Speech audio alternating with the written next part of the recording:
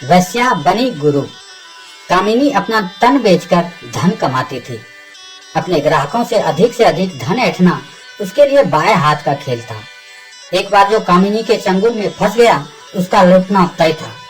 काम कलाओं और काम क्रिया में वह बड़ी माहिर थी और भारतवर्ष के ही नहीं, कई दूसरे देशों के व्यापारी भी उस पर आसक्त थे और मुंह मांगी कीमत देकर उसे अपने साथ अपने देश ले जाने का प्रलोभन भी उसे देते थे। किंतु उसका विचार स्पष्ट था कि मैं किसी से प्रेम नहीं करती, मैं सिर्फ लोगों के धन से प्रेम करती हूँ। ये लोग मुझे प्रेम करते हैं, लेकिन तब तक जब तक मैं इसकी प्रेम भावना से खेलती हूँ। जिस दिन मैं भी इसके प्रेम में पड़ जाऊंगी, उस दिन ये लोग मुझे अपनी दासी बनाकर रख लेंगे। बड़े बड़े विद्वान, धनवान, राज्य के सम्मानित गण और राज दरबार के प्रभावशाली लोग उसके ग्राहक थे, या यूं कहें कि उसके शिकार थे। इसी गणमान व्यक्तियों में से एक थे आचार्य स्थूलभद्र। वो एक सम्मानित शिक्षक थे। उनके शिष्यों में उनका बहुत सम्मान था। राजा के दरबार में प्रवेश करने मात्र से ही राजा समेत सारे दरबारी अपना आसन सिंहासन छोड़कर खड़े हो जाते। स्थूलभद्र के कामिनी के रूप पर मोहित थे और उस पर बुरी तरह से आसक्त थे, लेकिन साथ ही वे ये भी जानते थे कि अगर किसी को उसकी कामिनी के प्रति आसक्ति का पता चल गया तो इस संसार में सबके सामने उसका मान सम्मान घट जाएगा। दुनिया उन्हें एक वेश्या पर आसक्त और काम उत्तेजित पुरुष से अधिक और कुछ नहीं समझेगी, और जो भी मान सम्मान और प्रतिष्ठा उन्होंने अपने पूरे जीवन में कमाई है, वह सब लूट जाएगा। एक तरफ मान सम्मान था और एक तरफ मनोभाव। अंततः मनोभाव की जीत हुई और एक रात वह छुपते छुपाते गणिका कामिनी के यहाँ पहुंचे।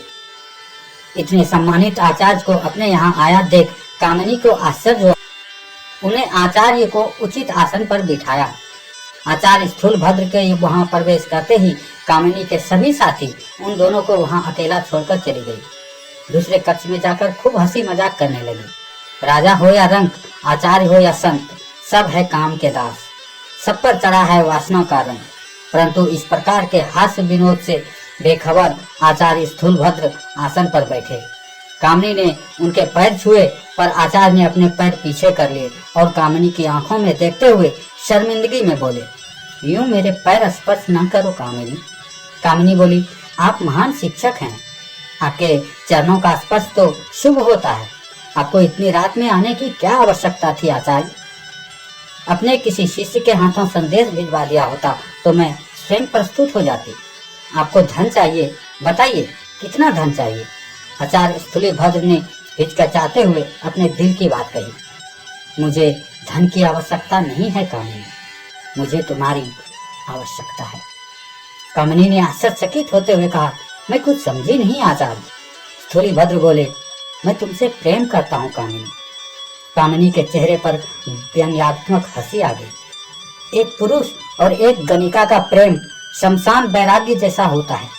जब तक काम की आग जल रही होती है, प्रेम जल रहा होता है, और जैसे ही काम की आग शांत होती है, प्रेम भी शांत हो जाता है। परंतु विद्वान आचार्य के अपने तर्क थे, काम भी तो एक यज्ञ है ही है। कामिनी और उसका शरीर उस यज्ञ का उपकरण। पर कामिनी के अपने असूल थे। उसने स्पष्ट कहा, मैं आपसे तर्क नहीं कर सकती आचार्य, मैं एक गणिका हूँ और मेरे द्वार पर हर किसी का स्वागत है, आपका भी स्वागत है, पर मेरा मूल्य है, मैं बहुमूल्य हूँ। आचार्य ने पूछा, क्या मूल्य है तुम्हारा? कामिनी ने इठलाते हुए कहा, एक दिवस के लिए मैं 100 स्वर्ण मुद्राएं लेती हूँ। 100 स्वर्ण मुद्राएं सुनकर आचार्य के माथे पर पसीने और चिंता की लकीरें आ गई। कामिनी उपहास करती हुई बोली, भिक्षा के लिए आपका स्वागत है, पर भोग का मूल्य होता है आचार्य। आचार्य के चेहरे की शर्मिंदगी अब दृढ़ निश्चय में बदल गई। वह खड़े होकर दृढ़ स्वर में बोले, अब मैं उसी दिन तुम्हारे पास आऊंगा जिस दिन तुम्हें खरीद सकने लायक धन मेरे पास होगा। एक दिन मैं तुम्हें खरीद कर ही रहूंगा कामिनी, यह मेरा वचन है। और आचार्य तेज कदमों से वहां से चले गए और कामिनी से इस मुलाकात के बाद आचार्य स्थूलभद्र का जीवन ही बदल गया। वे रोजाना महाराज के दरबार में पहुंचते और महाराज को नित्य एक सुविचार सुनाते और बदले में राजा उन्हें एक स्वर्ण मुद्रा दे देते, जिसे वे अपनी और अपने आश्रम में पढ़ने वाले शिष्यों की आवश्यकताएं पूरी करते थे। रोजाना की तरह आज भी महाराज के सुविचार सुनने का समय आ गया था, किंतु आचार्य स्थूलभद्र अभी तक नहीं आए। एक सिपाही आकर उन्हें सूचना देता है कि महाराज की जय हो। महाराज आचार्य स्थूलभद्र ने आने से मना कर दिया है। उनका कहना है कि उनका एक एक विचार मनुष्य के भीतर ज्ञान की ज्वाला को जलाता है, इस भौतिक संसार से मुक्ति दिलाकर उसे मोक्ष प्राप्ति की ओर अग्रसर करता है। तो फिर इतने मूल्यवान विचारों को सिर्फ एक सिक्के के बदले क्यों बांटा जाए? वह चाहते हैं कि उन्हें नित्य एक विचार के बदले 10 स्वर्ण मुद्राएं दी जाए। राजा ने जब यह सुना तो उसे बड़ा आश्चर्य हुआ कि आचार्य स्थूलीभद्र जैसा सदा जीवन उच्च विचार रखने वाले आचार्य को आज यह क्या हो गया है कि वह अपने विचारों के बदले ऊंची कीमत मांग रहे हैं। पर चूंकि राजा को सुबह उठते ही सुविचार सुनने की आदत पड़ चुकी थी, इसीलिए वह किसी कीमत पर आचार्य स्थूलभद्र को सत्संग छोड़ना नहीं चाहते थे और उन्होंने रोजाना 10 स्वर्ण मुद्राएं देने के लिए हामी भर दी। आचार्य के गुरुकुल से उनके शिष्य रोजाना नगर के द्वार द्वार जाकर भिक्षा में भोजन और अनाज मांग कर लाते थे, किंतु आचार्य स्थूलभद्र ने अपने शिष्यों को भी सीधा आदेश दे दिया कि तुम इस राष्ट्र का भविष्य हो। आज तुम विद्यार्थी हो, किंतु आने वाले कल में तुम्हारे हाथ में राज्य की बागडोर होगी। तुम में से कोई मंत्री होगा, कोई सेनापति होगा और न जाने कोई क्या राजा भी हो सकता है। पूरे समाज का दायित्व तुम्हारे कंधों पर होगा। तो आज क्या समाज का दायित्व नहीं है कि वो सिर्फ तुम्हें भोजन का याचक न बनाकर अपनी इच्छा से दान देकर तुम्हारे उज्जवल भविष्य के लिए तुम्हारा उत्साहवर्धन करे? आज अगर राज्य तुम्हें कुछ देगा तो बदले में वह तुमसे किसी चीज की उम्मीद कर सकेगा।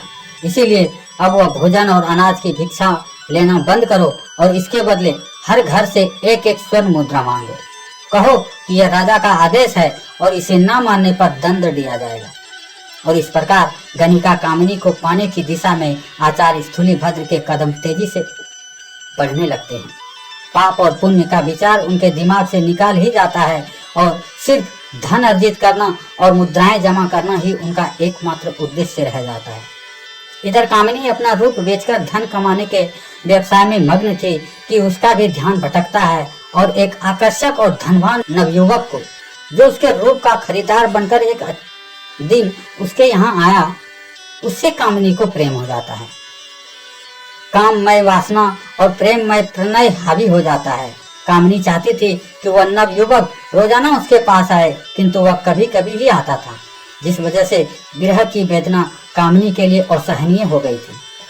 कई दिनों बाद आखिर एक दिन वह युवक आया तो कामिनी उससे बोल पड़ी, जो तुम इस बार लंबे समय के लिए ना रुके तो मैं तुम्हारे साथ चली जाऊंगी। मुझसे अब तुम्हारा विरह नहीं सहा जाता। वह नवयुवक कामिनी को मनोस्थिति को समझता था, किंतु उसे कामिनी से प्रेम नहीं था।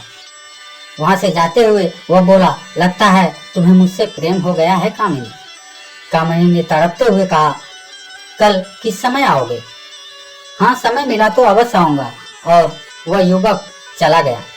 अगला सारा दिन कामिनी ने उसका इंतजार किया, किंतु रात को उस युवक का एक संदेशवाहक संदेश लेकर आता है और बताता है कि श्रेष्ठी ने संदेशा भेजा है, वह व्यस्त है और अगले कुछ दिन तक नहीं आ पाएंगे।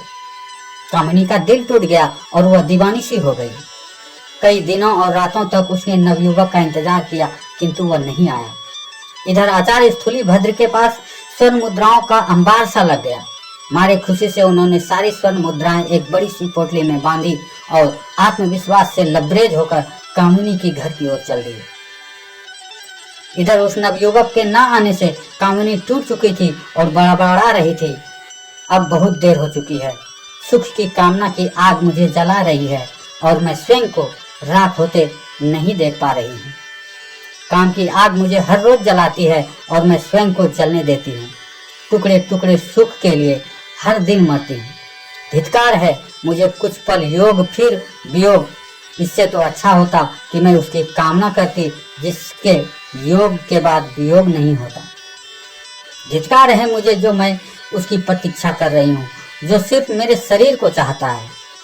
यदि इतने गहरे भाव के साथ मैंने उसकी प्रतीक्षा की होती जिसे ईश्वर कहते हैं, तो वह ईश्वर भी मुझे अब तक प्राप्त हो चुका होता। नहीं चाहिए, नहीं चाहिए, नहीं चाहिए। मुझे वह सुख नहीं चाहिए जो क्षणिक है, नहीं चाहिए ये आभूषण, नहीं चाहिए मुझे स्वर्ण, नहीं चाहिए मुझे यह नकली शारीरिक सौंदर्य, नहीं चाहिए। ऐसा कहते कहते वह दहाड़े मार कर रोने लगी और अपने सारे कीमती जेवर उतार कर फेंकने लगी और रोते रोते पलटी तो ठिठक गई। उसने देखा आचार्य स्थूलीभद्र उसके पीछे खड़े हैं। उनके हाथ में स्वर्ण मुद्राओं से भरी हुई मोटी सी पोटली है। आंसू पोंछते हुए बोली, तुम्हें भी सिर्फ मेरा शरीर ही चाहिए ना था ना ब्राह्मण, पर अब यह तुम्हें किसी कीमत पर नहीं मिलेगा। आचार्य स्थूलीभद्र ने एक नजर अपनी पोटली पर डाली और दूसरी नजर कामिनी पर, और मुस्कुराते हुए बोले, मुझे जो चाहिए था वो मिल गया है कामिनी। आज इसी क्षण मैंने जाना, शरीर से परे कोई योग है, कोई सत्य है। कुछ पल के आनंद के लिए मैं अपने जीवन भर की पुण्य की आहुति देने पर उतारू हो गया था, किंतु तुमने मुझे ऐसा करने से बचा लिया।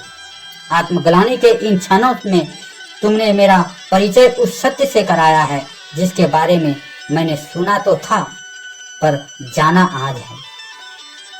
1000 स्वर्ण मुद्राएं लेकर आज मैं तुम्हें खरीदने आया था, किंतु अब तो तुम्हारा मूल्य आंकने की मूर्खता मैं कर ही नहीं सकता। पर यह 1000 स्वर्ण मुद्राएं मैं यहाँ रख कर अवश्य जाना चाहता हूँ। उसके लिए जिसने मुझे नींद से जगा दिया, आज मेरी शिक्षा पूर्ण हुई, स्वीकार करो, ये गुरु दक्षिणा स्वीकार करो। ऐसा कहकर आचार्य के धन की पोटली कामिनी के पैरों में रख दी और सिर झुकाकर उसके चरण स्पर्श किए और चले गए। और इस प्रकार आचार्य स्थूलभद्र ने एक गणिका में ही अपना गुरु खोज लिया। दोस्तों, उम्मीद है यह कहानी आपको पसंद आई होगी, और अगर पसंद आई है तो वीडियो को